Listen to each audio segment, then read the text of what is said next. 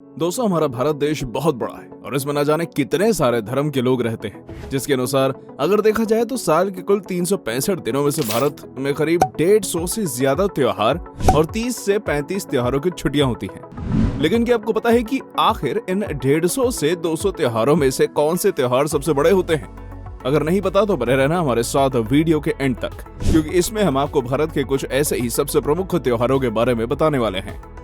Number 10, Lohri, Makar Sankranti and Pongal. दोस्तों, मकर संक्रांति एक बहुत ही बड़ा त्योहार है जिसे 14 जनवरी को मनाया जाता है। इसे सिक्कों का त्योहार या फिर हार्वेस्ट फेस्टिवल भी कहा जाता है। आपको बता दें कि इस दिन लोग तरह तरह के अनाज में गुड़ मिलाकर उनसे शानदार लड्डू बनाते हैं। वैसे तो इस त्योहार को पूरे भारत में ही मनाया जाता है, लेकिन अगर देखा जाए तो नॉर्थ इंडिया में इस त्योहार को काफी अच्छी तरह से मनाया जाता है। इतना ही नहीं, इस त्योहार को गुजरात में उत्तरायण और तमिलनाडु में पोंगल के नाम से जाना जाता है। इस दिन लोग पतंग उड़ाते हैं, नाचते हैं, गाते हैं और रंगोली बनाकर अपनी कला का प्रदर्शन भी करते हैं। आपको ये बात जान लेनी चाहिए कि मकर संक्रांति के दिन लोग खिचड़ी, लस्सी, चिक्की और गच्चक जैसी चीजों का सेवन करते हैं, न कि किसी भी तरह के फल का, क्योंकि इस त्योहार अनाज का त्योहार माना जाता है। 9, महाशिवरात्रि। महाशिवरात्रि हमारे भारत में आने वाले सबसे बड़े त्योहारों में से एक है। असल में इस दिन के बारे में ऐसा माना जाता है कि इस दिन भगवान शिव और माता पार्वती की शादी हुई थी।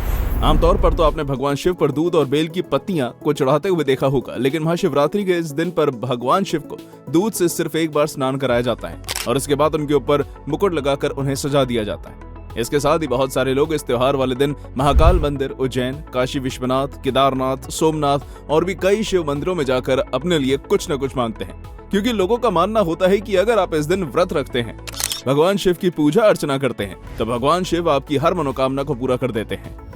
8, होली। होली हमारे भारत का वो त्योहार है जिसको हमारे भारत के हर कोने में मनाया जाता है। इस दिन लोग एक दूसरे से अपनी सारी दुश्मनी और रंजिशें भुलाकर मिठाइयां बांटते हैं। इसके साथ ही लोग एक दूसरे को रंग भी लगाते हैं। उसके बारे में ऐसा माना जाता है कि ये रंग उनकी जिंदगी के खुशहाल जीवन और उच्च वातावरण को दिखाता है, या फिर किसी की भी जिंदगी में परेशानी चल रही हो तो होली के ये रंग उसकी जिंदगी में भी रंग भर देते हैं।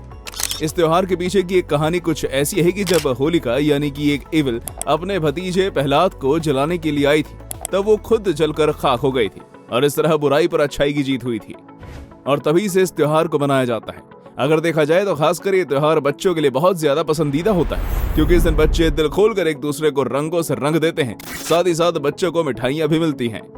7, बैसाखी, उगड़ी। बैसाखी अप्रैल में मनाया जाने वाला भारत का सबसे ज्यादा प्रसिद्ध त्योहार है, क्योंकि इस त्योहार को न केवल भारत में एक रीजनल फेस्टिवल के तौर पर मनाया जाता है, बल्कि इसे विक्रम संवत हिंदू कैलेंडर के अनुसार हिंदू नववर्ष के रूप में मनाया जाता है। इस त्योहार को किसानों के द्वारा, या कहें तो खासकर पंजाब, हरियाणा, बिहू, विशु, तमिलनाडु, वेस्ट बंगाल के साथ साथ आंध्र प्रदेश, तेलंगाना, कर्नाटका जैसी जगहों के सभी लोगों के द्वारा मनाया जाता है। इतना ही नहीं, इसके दौरान लोग अपने फोक म्यूजिक को बजाकर उस पर नाचते हैं, रंगोलियां बनाते हैं, मंदिरों में जाकर भगवान से प्रार्थना करते हैं और पटाखे भी फोड़ते हैं। और तो और इस त्योहार के लिए अजीब तरह के पकवान बनाए जाते हैं, जैसे कि कड़ा प्रसाद, पीठा, लाडूस, कांजी और भी कई अन्य पकवान बनाए जाते हैं। नंबर 6, ईद उल फित्र।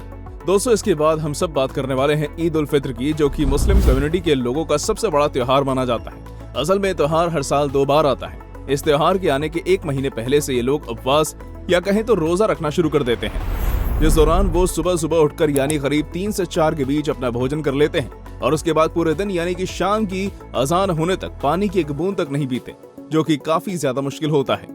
त्योहार के समय लोग शाम को अपना रोजा खोलने के लिए मस्जिदों में जाकर प्रार्थना करते हैं और घर आने के बाद खाना खाते हैं। फिर 1 महीने बाद जो उनका आखिरी दिन होता है, उस दिन को ईद के रूप में मनाया जाता है और कई जगह पर तो इस दौरान जुलूस भी निकाला जाता है। नंबर 5, ओणम।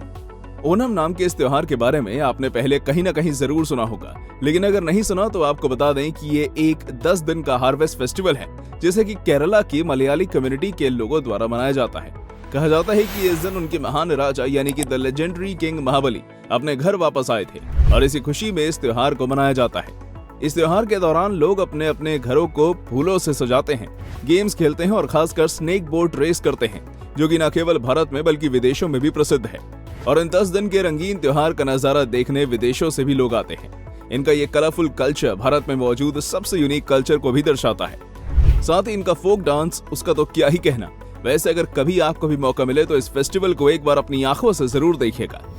नंबर 4, दुर्गा पूजा, नवरात्रि।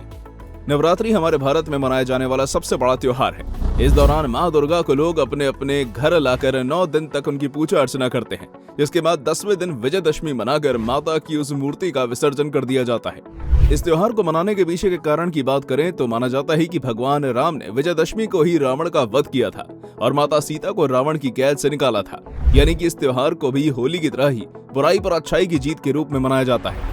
दोस्तों, इस त्योहार के समय आपको जगह जगह पर माता महागौरी के अलग अलग रूप के पंडाल देखने को मिल जाएंगे। साथ ही कई सारी जगह गरबा और कई अन्य तरह के फोक डांस भी किए जाते हैं। और तो इस दौरान बहुत से लोग व्रत रखते हैं और साबूदाने की खिचड़ी, सिंघाड़े का आटा और रसगुल्ले जैसी चीजों को फलहार के रूप में लेते हैं। Number 3, Christmas. दोस्तों, क्रिसमस को ईसाई धर्म का सबसे बड़ा त्योहार माना जाता है और ये तो आप सभी को मालूम होगा कि इसे 25 दिसंबर को न केवल भारत में बल्कि पूरी दुनिया में मौजूद क्रिश्चियंस धर्म के लिए सेलिब्रेट करते हैं। अगर देखा जाए तो भारत में भी क्रिश्चियन लोगों की तादाद कम नहीं है।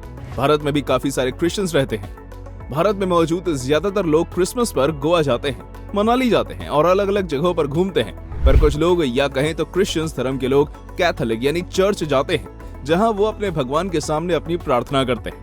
इस दिन ज्यादातर गिफ्ट बांटे जाते हैं, प्रार्थना की जाती है, गाना गाया जाता है और डांस भी किया जाता है। आप माने या ना माने, ये फेस्टिवल वाकई बहुत ज्यादा फैंटास्टिक होता है।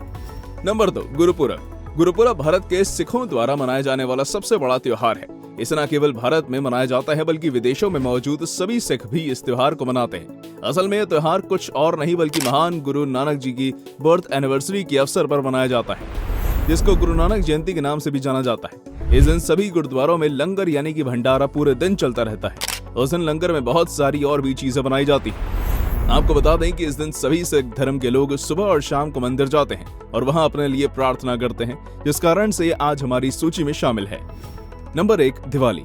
दिवाली हिंदुओं के लिए एक बहुत बड़ा या कहीं सबसे बड़ा त्योहार होता है, जिसको भगवान राम के लिए मनाया जाता है। असल में जब भगवान राम 14 वर्ष के लिए वनवास पर गए थे और उस दौरान उन्होंने रावण को मारकर माता सीता को रावण की कैद से आजाद कराया था, और जब वो माता सीता को लेकर अयोध्या आए थे, उस दिन अयोध्या के लोगों ने भर भर कर अपने अपने घरों में या कहें तो पूरे अयोध्या को द्वीपों से जगमगा दिया था। और वही प्रथा आज भी चलती आ रही है, जिसको हम दिवाली के नाम से जानते हैं। इस त्योहार के दौरान लोग अपने अपने घरों को फूलों से सजाते हैं, घर के आंगन में रंगोलियां बनाते हैं, बाजार जाकर तरह तरह की मिठाइयां खरीदते हैं, पटाखे फोड़ते हैं और एक दूसरे के घरों में प्रसाद बांटते हैं।